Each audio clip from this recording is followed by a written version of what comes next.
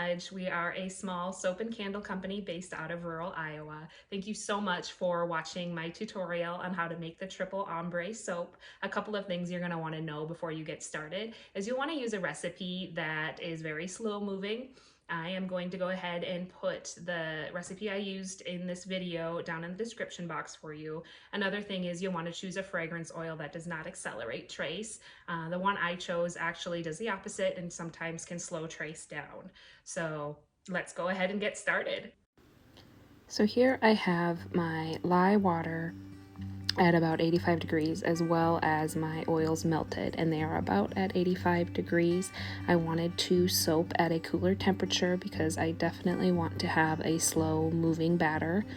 I always like to strain my lye just in case there's a little bit of those white flakes. I like to avoid having those in my soap. And then I am going to just pulse and try to get to just pass emulsion for this soap because I want my batter to be very thin.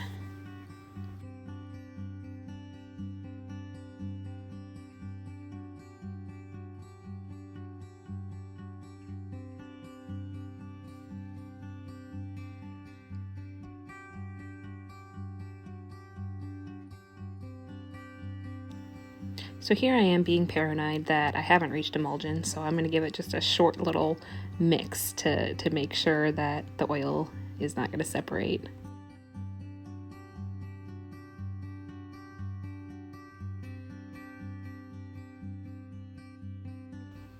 Now I'm going to split my batter off for the bottom layer and the top layer. So I'm going to evenly distribute an amount in two of these pour pitchers. They should be evenly distributed. I ended up calculating the proper amounts for the second batch I did, but I eyeballed this one. And then I will pour just a little bit into this third pitcher. This third pitcher will be the green. The green is going to be our second color, so we will start with white and then slowly add green as we do our ombre. So we don't need as much of that color in particular. And at this point, I've realized that I have not mixed any oil in with my coloring, so I am hurrying up and mixing that up, praying that nothing is going to move too fast on me. I'm confident enough to know that it shouldn't with this recipe. I've used the recipe several times before, but this is my first time filming a video, so of course I'm going to forget something, so bear with me here.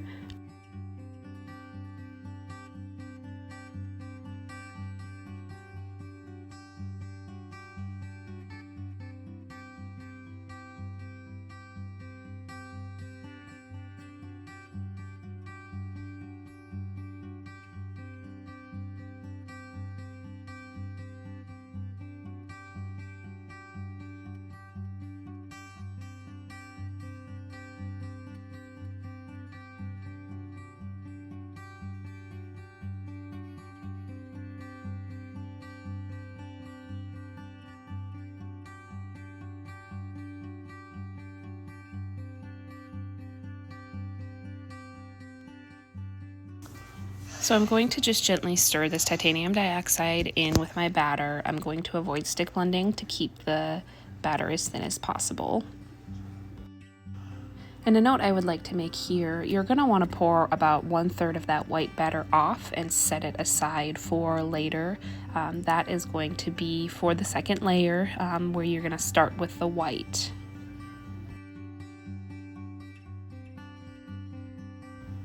And next I'm going to go ahead and mix my brown colorant up.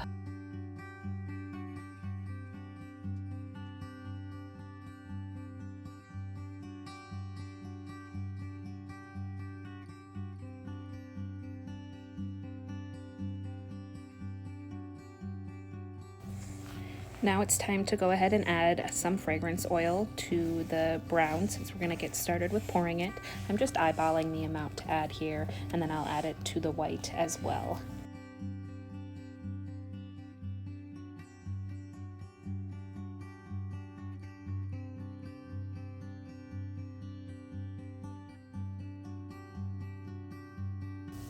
I decided to go ahead and stick blend both of these colors right now because I felt that the batter was just a little too thin for my liking. Sometimes when you're doing an ombre and your batter is too thin, the color change between layers can get just a little bit muddy, and I wanted this to be just right.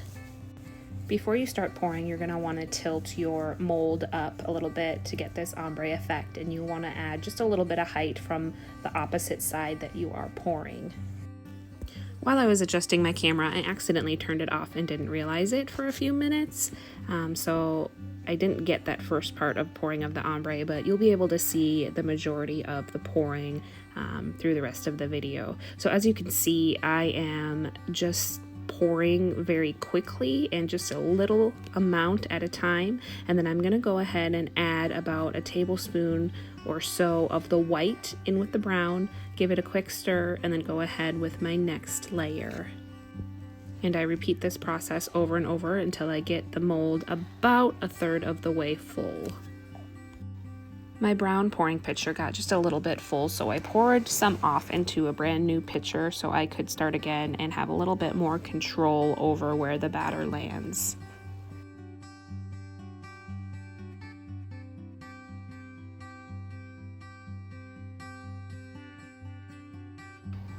And so as you near the end of the lightening of your coloring, you'll notice that you need to add a little bit more of the white to get the color that you want, or the color kind of change as you want. So that's where I was adding, 2 to 3 tablespoons instead of the 1 tablespoon I was adding at the beginning.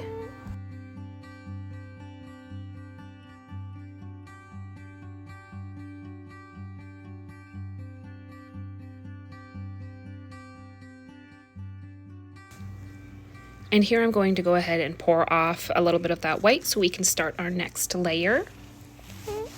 And we will start white with this layer and then slowly transition to the green.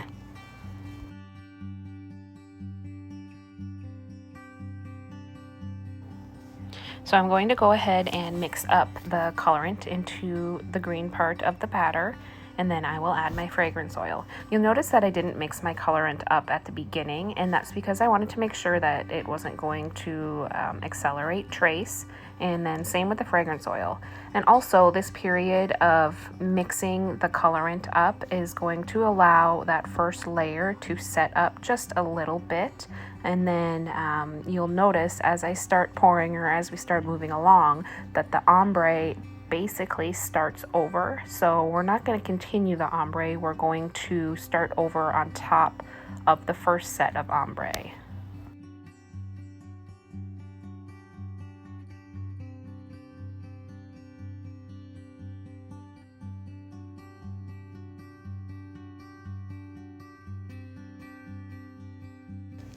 So here we're going to do exactly the same thing as we did with the brown, only we are, like I said before, we're starting white, and then we're going to slowly add our green to gradient that color from light to dark. This batter is actually working absolutely perfect for me. I am loving to see that the ombre has started completely over, and to see the second mixture, the second color, start going right over top of the brown.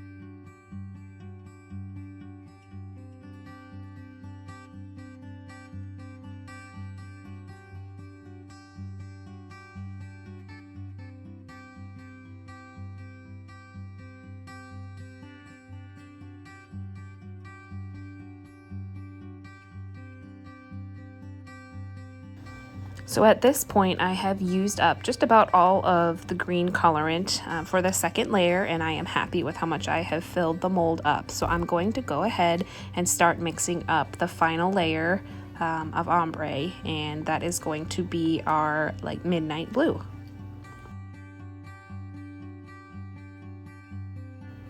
So even though it doesn't take a whole lot of time to mix the colorant in and the fragrance oil, I did find that with this particular technique and the recipe I'm using, spending the time to let that second and first layer set up a little bit is really what's gonna allow our batter to start over with the ombre. And you'll notice that I go ahead and move the towels and my tilt just a little bit as I continue to go because I had it tilted up just a little bit too high.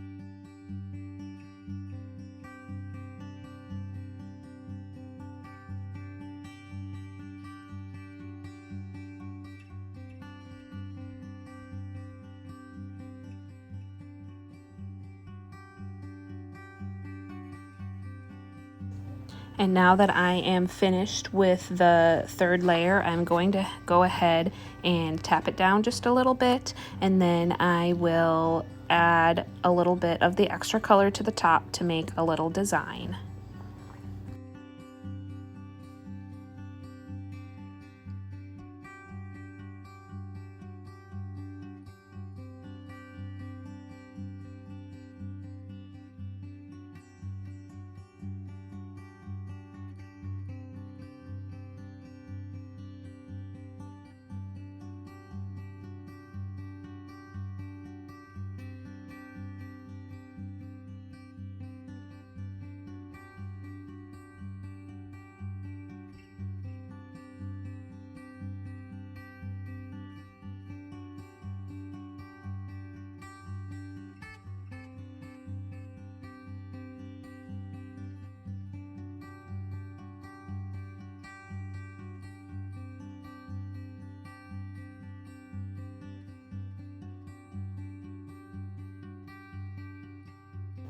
And there you go, you are finished with your triple ombre soap, and you'll want to just wait about 24 hours before you unmold it and cut it.